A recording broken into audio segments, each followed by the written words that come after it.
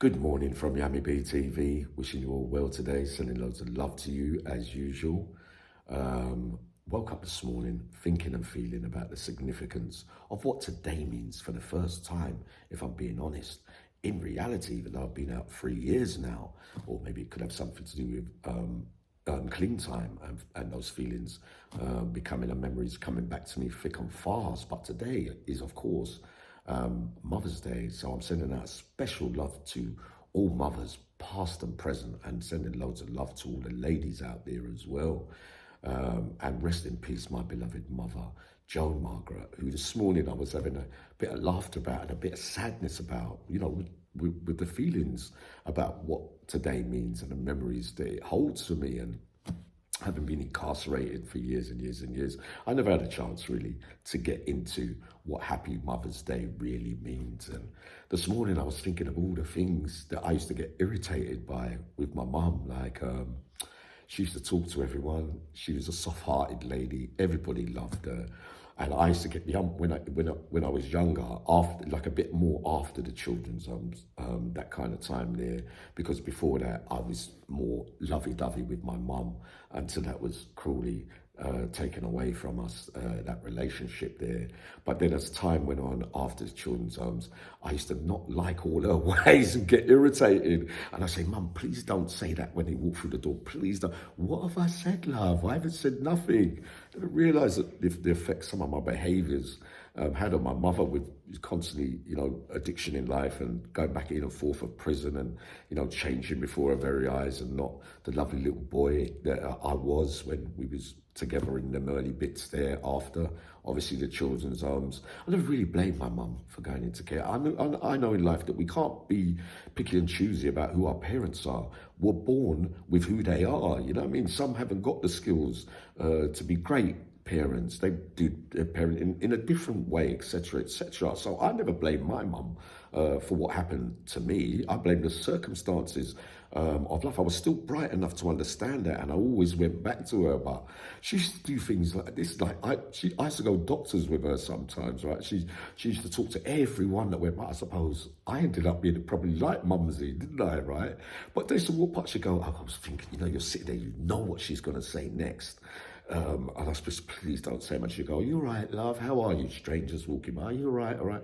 Within 3 paces, she'll say it loud, probably without even knowing, poor little bastard. And I used to go, "No, Mum, they heard you." A bit Catherine Tatey. And I used to find it funny.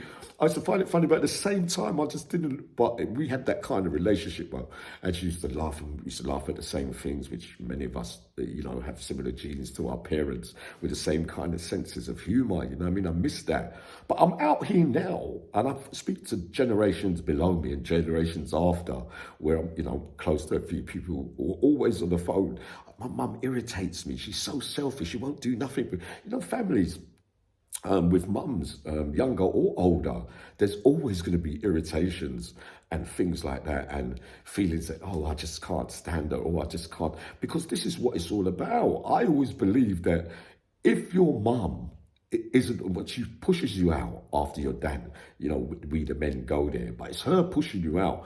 If she doesn't push you out, you don't get a chance in this life to even feel those irritations and things that you find so bad about your mom and blah, blah, blah. If you get what I mean, you know what I mean. And we probably all went through it kind of stuff. And then I get to later life and I think, but I would have done anything just to hear my mum's voice now, just to hear her talking. I would be bursting out with laughter. I would give her a hug and love her, because it's not there now. I didn't really understand it all. Many men out there, boys, probably got it early in life. I was thinking about different cultures as well. When I was in prison from young, a lot of Asians never used to come to prison. It's not a colour thing, because I know that it could be environment and culture with the different kinds of parenting, especially if we grow up in ghetto, bad environments where there's a lot of criminality and you are what was taught, but it's a different subject. But they got instilled in them and did very well educationally. I didn't really see a lot of them come to prison at the early age. Now, of course, there is a lot of all cultures going to prison. Where I grew up, in 2 or 3 estates, it wasn't the majority that got into crime my age. It was a little bit of under halfway that we set out on the criminal journey with that products of this so-called environment, which I do agree with to certain extents and purposes. But a lot of boys and late girls I went to school with, they never got in crime. They used to talk to me and pull me into the estate and say, Sammy, don't hang about with this one, don't do that one. And I just go, yeah, yeah. They used to worry about me, but they were my age. And their parents must have installed in them, no, you get your education done, you're going to get a job. And same with black families as well as white families, all families, depending then, is it the parenting? Or is it the mind? Is it just the way that it is? Or do young kids fall out of it very early because they were boys who thought, oh, Sammy's got all this jewelry and everything. Oh, why can't I? I want to get all that as well. We know now it was a load of rubbish that they might have come out and done a little bit of child delinquency and thought, it's not really for me. I didn't feel good doing it and I didn't really want it. You know, like they saw where the future could go if you get into that life of crime and, you know, become entrenched in it. Like, how were they all smarter than me and some of us that were around? Because a lot of us criminals from that age group, ours are, you know, we're talking the 40s and 50-year-olds, you know, that parent in there, a lot turned into addicts, not with us no more, have suffered all their lives because of those early decisions of falling into crimes with, you know, the peers that you loved, who was involved in crime, and then you got to do crime together, and there's a little gang of you smaller, much more bigger now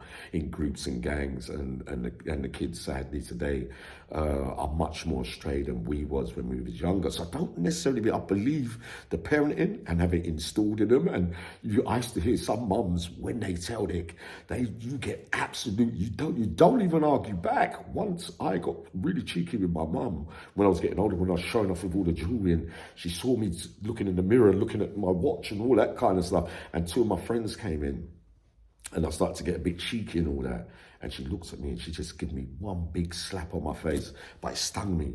But I never for 1 minute thought I was going to put my hand on my mum, even then. But they were looking, but they weren't known to my mum, because I had a lot of friends that my mum knew as well. But she didn't like me showing off with all the stealing kind of stuff and thinking I was the big bee's knees and then acting flash in front of those mates. But when I walked out, the two mates said to me, Sammy boy, they didn't, real men know when your mum hits you or gets mad, you don't argue back. You've got nothing to say, man. You take that slap and you walk on by, if you get what I mean. Or for all the hurtful things that I felt throughout my life, I wish she was there now so I could be the man from the boy that she wanted me to be. None of it was her fault. And I say to you all today, respect your mums and love them dearly, because when it's not there, those irritations and those bad feelings of human behaviour towards not getting your own way with your mum and thinking you know best.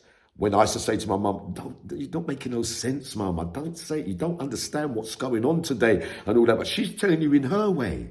It's worry and concern, and she's touching, Sam, can't do it with literature and all that and break it down. It's more of a concern and worry if anything happens. Paul and Bennett, I wish I would have known now. I wish I would have known then what I know now. I'm telling you, respect it and love them and praise, love and light to all mothers, past and present, out there.